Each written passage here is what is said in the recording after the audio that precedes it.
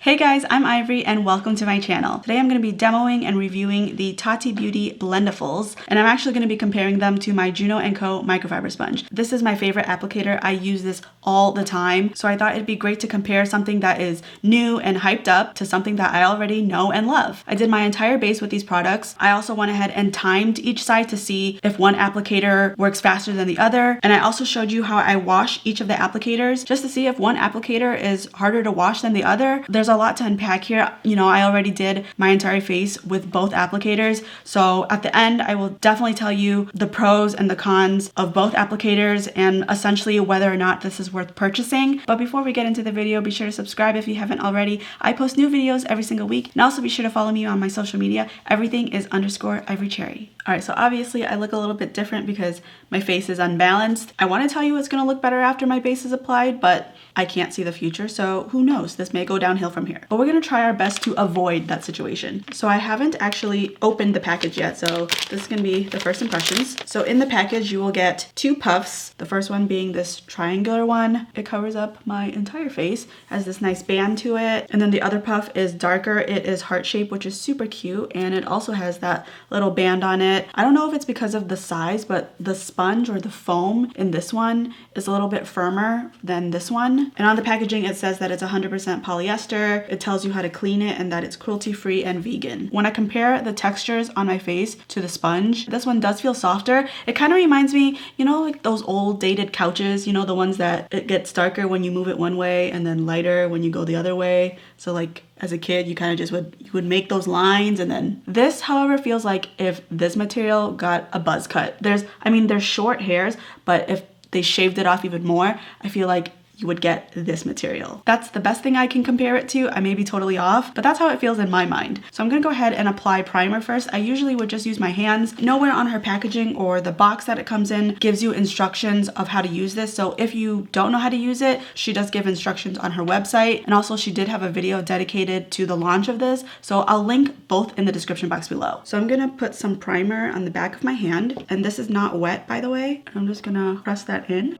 And then using the Juno and Co sponge, I'm just gonna do the exact same thing.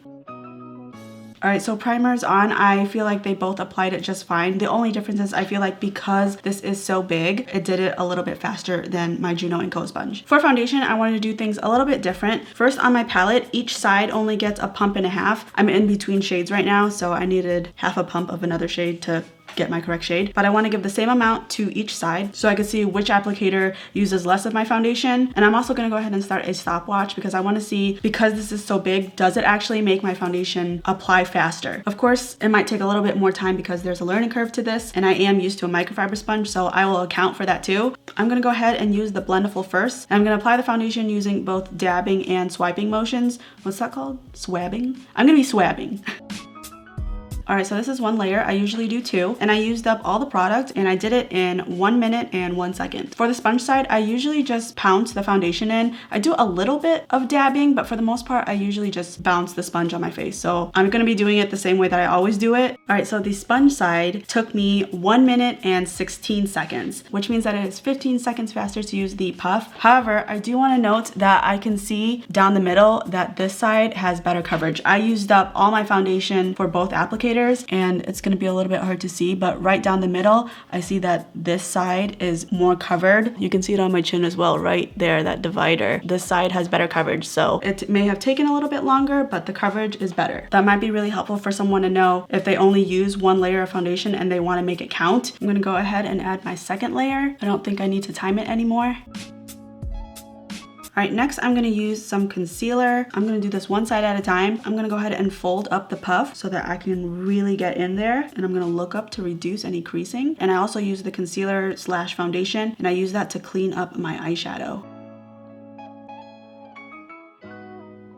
Alright, I feel like the concealer went on pretty well. One thing I was concerned about was whether or not the puff, because it is dry, would remove my foundation underneath my concealer. It doesn't seem to be the case. I'm going to go ahead and apply the same amount of concealer for the other side, and I'm going to use the pointy side of my sponge to get as close as I can to under my eye. Okay, so one thing that I noticed, I used the same amount of concealer on both sides, and I can see that the concealer stayed on better on this side with the sponge than the puff. Because on this side, it all looks flat. Like my foundation and concealer look all the same color. Whereas on this side, I can see the division between concealer and foundation. I mean, I don't go crazy with concealer. I don't like it to be super bright, but I can see where it ends, which means that this picked up more concealer than my sponge did, which once again confirms that the sponge is a little bit more full coverage. All right, so next I have to set my under eyes. Let me kind of blend it out just so that there's no creasing. I'm actually gonna go on the other side because there's foundation, concealer, all that stuff. And I'm gonna go on the other end where there's nothing. I'm going to dip into my powder. And this isn't unusual to me because the Coty Airspun has a puff. It doesn't feel like this, but I am used to using a puff to set my face. And then same thing with the sponge.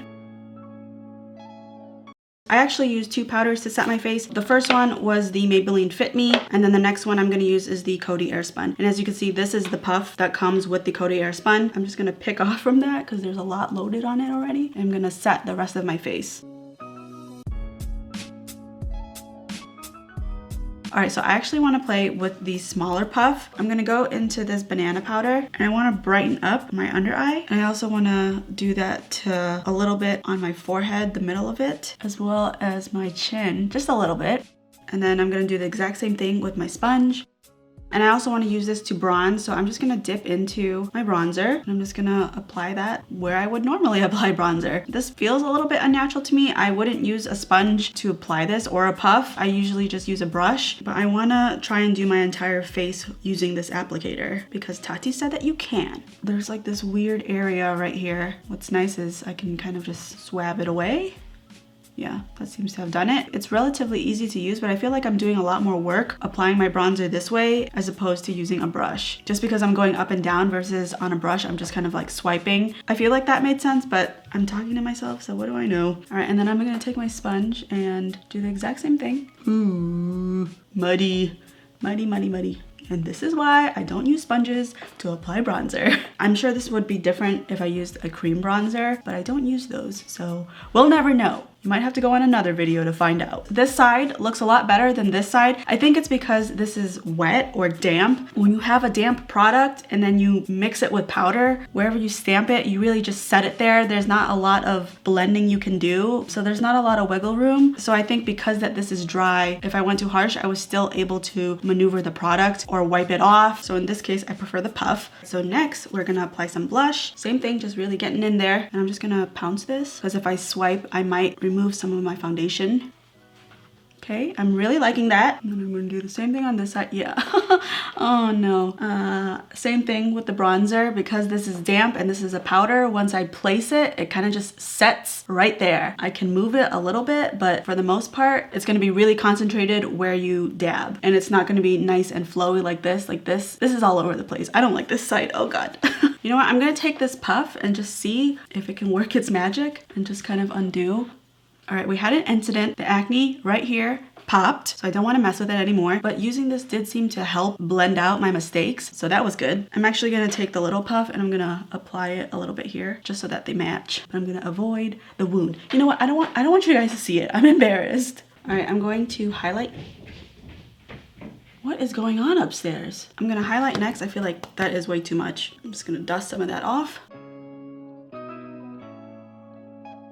Okay, I think that looks pretty nice. And I think at this point, we've determined that powder products and my sponge don't apply well on my cheeks. So just to mix it up, I'm gonna go ahead and use my regular highlighter brush. This is the Morphe M501. I figured it might be nice to compare the puffs against the products that I would normally use versus just only the sponge. And since I can't really do half and half, I'm gonna use the puff to do my nose. All right, I feel like it applied just as nicely as the brush side. It might be hard to tell on this side because the bronzer blush situation isn't that great, but I feel like it applied on nicely. It was easy to control, and if I wanted to take it down, which I ended up doing, you know, you just take a different part of the puff and you kind of just wipe it away. The last thing I want to do is set my face. I've been getting into the habit, instead of spraying my face and then using a sponge to press it in, I've been applying it to my sponge first. And that is because every single time I apply it to my face first, I get these water droplets on my nose, and then as I push in, I feel like my foundation is rubbed off off, and it always happens no matter how gentle I am. So I've been spraying my sponge first, and I go really lightly at first because I know it's very damp, and as I get less of the spray, then is when I will press on my nose, and that way I don't lose any coverage. And I'm gonna go back to the big puff. I'm gonna spray it as well. Before I get into my final thoughts, I wanted to go ahead and wash both of the applicators. Supposedly this is easy to wash and just as easy to wash as my sponge. So I wanted to show you the washing process, and at some point tomorrow probably, I'll check in when it finally dries to show you what it looks like. All right, so I have warm water and a bar of soap. To wash my sponge, I always need a bar of soap. If I use regular dish soap, this foundation never comes off. So I'm just gonna wet it first, and this is like stuck on there, so I'm just gonna rub it right here. And as you can see, the foundation is coming off. All right, and then I'm just gonna rinse it off in the warm water. All right, and then afterwards you can see it's nice and clean again. Okay, I'm just gonna do the same process. Touching this while it's wet feels weird. It's like putting on jeans when your legs are still wet from the shower. And I can see that it's already getting removed. All right, and you can see that doing the same process made it all clean again. I don't see any foundation. I'm gonna do the same process to the little one. I don't think you need to see it, but from what I can see, it is very easy to clean. All right, so it's been a full day of letting these dry. They feel completely dry. I don't feel any moisture. From what I can see, there's little to no makeup on the puffs. Maybe there's a little bit. I think I missed at the tip, just a little bit. And it still feels pretty soft. I don't see any rips or tears, and that's for both of them, so they held up pretty well. Okay, so final thoughts. Did like using both of the puffs. I thought it was pretty easy to use. They're not difficult to use. I would say that this is beginner friendly. I feel like this product really shines with powders. Because this is so big, you know, you just go in with your powder once and you can set your entire face in one go. So I really like that, but I also really love the control I get with this because my fingers are behind it. I feel like I have a lot of control. I just said that. To where I want to place the puff, how much pressure I want to use. I don't think I would use this for any cream products. It did save me a little bit of time applying foundation, but with the sponge, the coverage was noticeably better. I feel like these complement each other because this was great for foundation, concealer, and then for the rest of the steps, I preferred this one actually. I definitely feel like it has something to do with the material being dry versus this one was damp. When I applied my bronzer, my blush, my highlight, it blended way better, more seamlessly. If I overdid it, I could take it away. If I underdid it, it's easy to apply. This one, not so much. So minus brushes for the eyes, for your entire face, you could get away with using just these. Another thing I wanted to point out is these two together cost $18 versus this one costs $6. So you pay